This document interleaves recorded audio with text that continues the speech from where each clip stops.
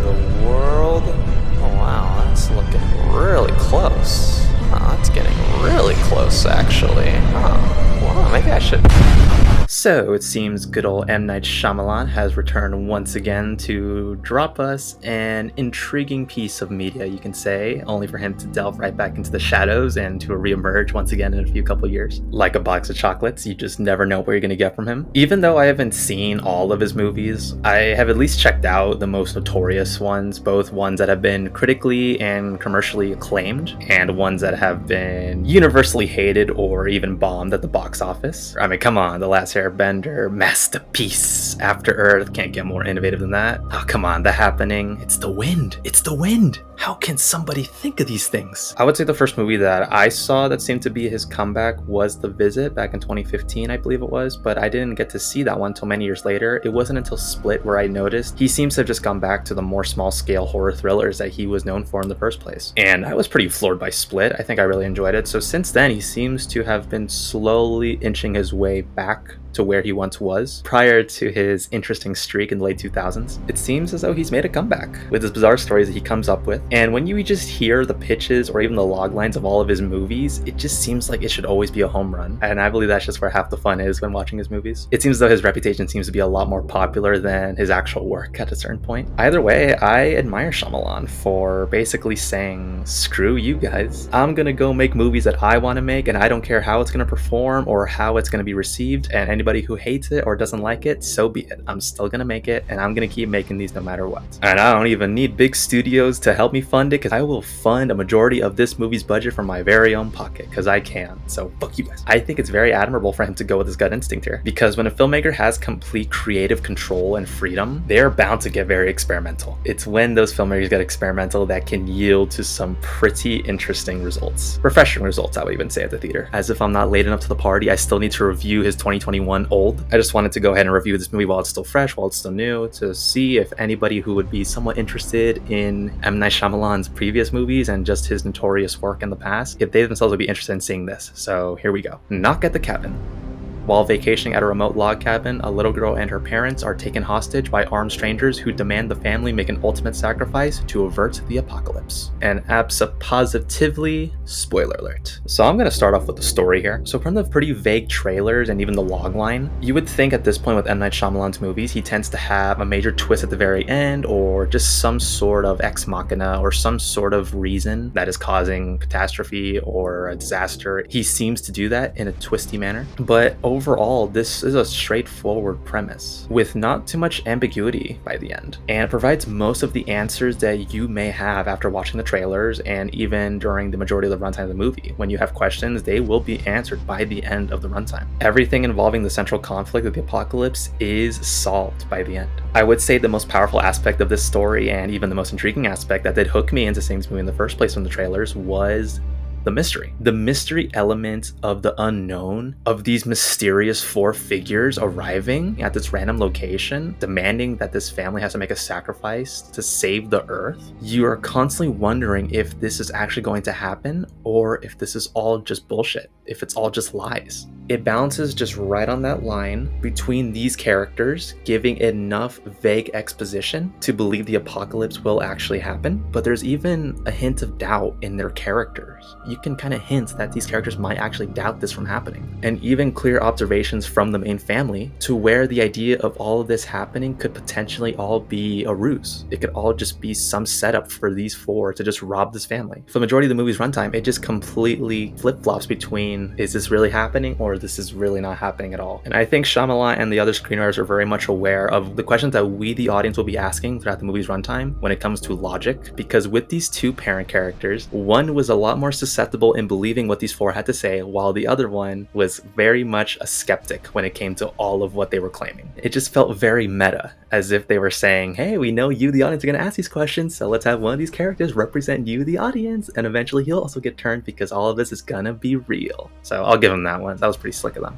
Now, halfway through the movie, as the main central conflict started to amp up, And as these four mysterious characters were killing themselves off, causing these plagues to be happening worldwide, I was thinking and expecting for the grand twist that has been known of most of M. Night's movies. I felt it in my gut that the reveal of what is actually happening inside the apocalypse would just disappoint me. But that twist actually didn't come, and that actually surprised me. I thought the screenwriters would just make some lazy method as to how all of these travesties are happening throughout the world that we are seeing broadcasted from television. I thought they were seriously just going to go a lazy route in explaining how all of this was just a crazy coincidence, or there was some other entity or some other catastrophic event happening, or maybe it would even tie into one of his other movies. I don't know, he's done that before. Everything that you see and hear throughout the movie, it all is what ends up actually happening. They actually pulled through and just committed to it by the end. Okay, so for character and performances, the main emotional focus is given to this family, two fathers and their adopted daughter. At first, I was very impressed by the little girl's performance in sounding very articulate when having a casual conversation, but I was starting to see a little bit of cracks there in what I would call child performance once she had to crank up the tension there a little bit. But again, I would say for the majority of the movie's runtime, she delivered a very believable and very gritty performance, actually. I seem to notice that Shyamalan tends to pull really engaging performances out of child actors. I feel like it's fantastic to give child actors a spotlight sometimes, and I feel this little girl definitely delivered. Now, for the two dad characters, I was concerned at first for them because it felt like their casual, mundane acting performances seemed to feel as though it was not believable for me. But soon enough, after our four mysterious figures break into the house and have them all under restraint and have them all under hostage, that is when these two different dad characters with distinct personalities really start to shine through, and their performances under high pressure and panic by the end was very engaging and very enthralling. Now, once the central conflict is revealed on how these two fathers and their adopted daughter need to choose amongst themselves to consensually agree to kill one of them to avert the apocalypse, we start to get flashbacks of these characters and how all three of them came to be a family. And I usually would knock a movie for doing flashbacks because it does tend to be, again, a lazy form of explaining a character's backstory. But in this case, it didn't actually bother me too much. I would say it didn't bother me because the majority of the movie's runtime is already constantly in fast-paced mode with the central conflict that's occurring in the cabin. So it didn't feel like there were any points where the script or even these flashbacks were lingering and lasting for way too long than it needed to be. And I'll even say these flashbacks actually got to me. They were actually very sweet, and they did actually get me to feel some sort of attachment. Not a lot, but some attachment to these characters. Now for our four mystery figures. I think all four of these actors deliver distinct levels of distraught and also unnerving deliveries in their lines. I ended up actually wanting to know more about them. There's enough mystery in their performances, and there's also enough mystery in what these characters reveal and how they interact with each other, and where you can tell that there's something more to them than just being possible religious fanatics or occult fanatics trying to do the right thing to save the world. I'd say the standouts for me amongst these four were Dave Bautista. Man, who knew a WWE wrestler would come a long way from giving a wooden performance in the first Guardians movie to now doing a lot more serious roles. I'm happy to see him thrive in what is now an apparent passion in acting for him. He even wants to depart from Marvel to focus more on serious roles. That's definitely ballsy, and I respect him for that.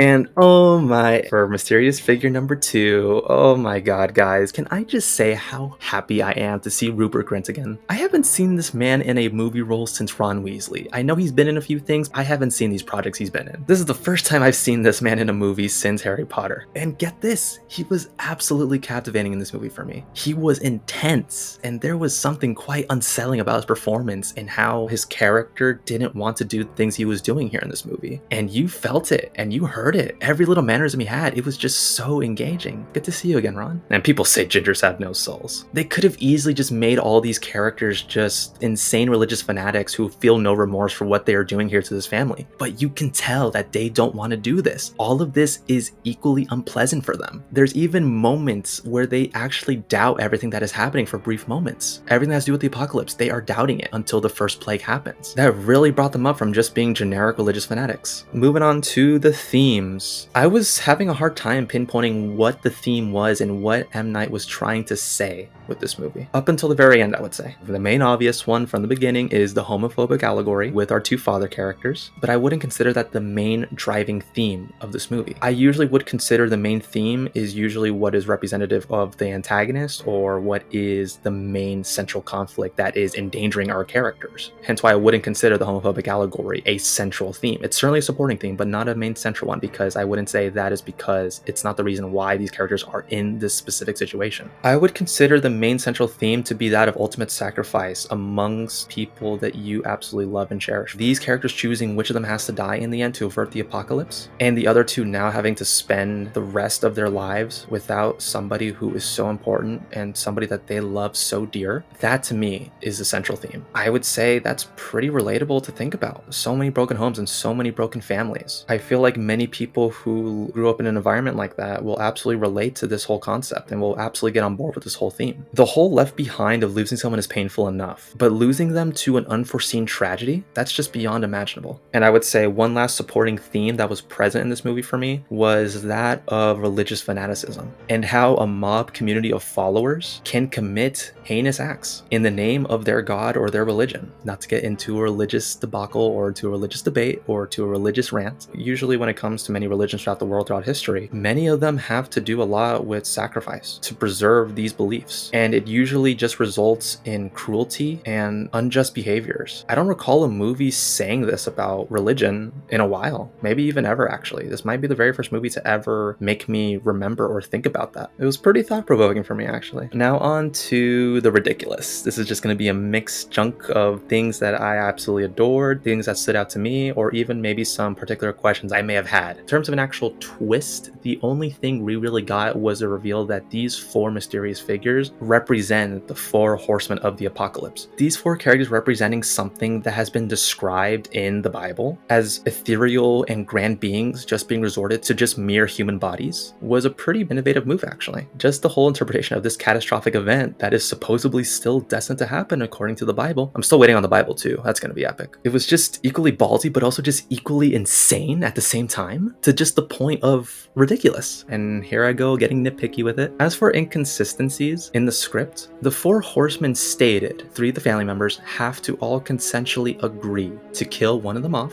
all 3 of them, as well as have the other 2 be present and be the ones to kill the 3rd. Those were the established rules that were stated by these 4 horsemen. But what ended up happening by the end of the movie was that it was just one of the dads that killed the other dad, but I was actually unsure if the gun that was used to do so was used to shoot the other or if the gunshot was self-inflicted. I think it was just the way that moment was edited and the way it was framed that just made it confusing for me. Either way, it still technically didn't follow the exact rules that the 4 horsemen stated, so therefore I'm very confused as to why it technically worked. And one last question I have, maybe somebody in the comments or maybe some diehard M. Night Shyamalan fan will answer for me, or maybe even M. Night himself can answer this for me. M. Night, are you out there? Are you watching this? Tell me why this review sucks and why I'm wrong with everything. Please help me, M. Night. If it was implied that the 4 horsemen of the apocalypse have been a possible reoccurring entity, one of the dads did question the other, asking if other families possibly had to make the same decision before in order to save the world in the past. And that line just threw me off. Did he mean that in a metaphorical sense or a literal sense? I may have just misinterpreted that. I don't know. Those are just my questions. But that's a really haunting thought actually, knowing that 4 humans that are born not knowing that they're going to be picked for this spiritual mission, basically playing messenger if anything, to possibly avert the apocalypse. Thinking about this whole grand concept blows my mind and makes me actually want to see forms of interpretations of this type of story. So yeah, overall, shit man, in general, I was engaged and intrigued from the very beginning to just see what the end result of this movie was going to be. I would have respected the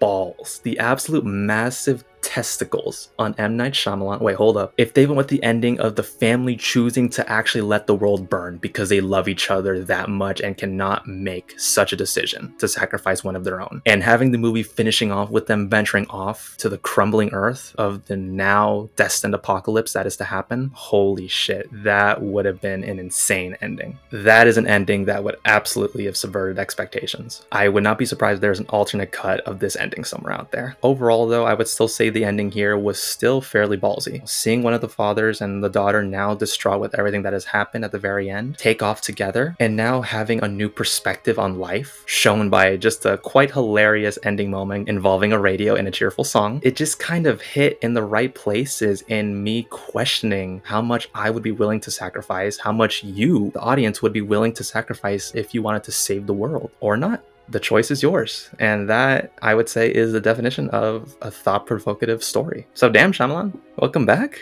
Are you gonna make The Last Airbender 2 anytime soon? 7 out of 10. Intriguing mystery, full of intense moments, and an original, thought-provoking concept.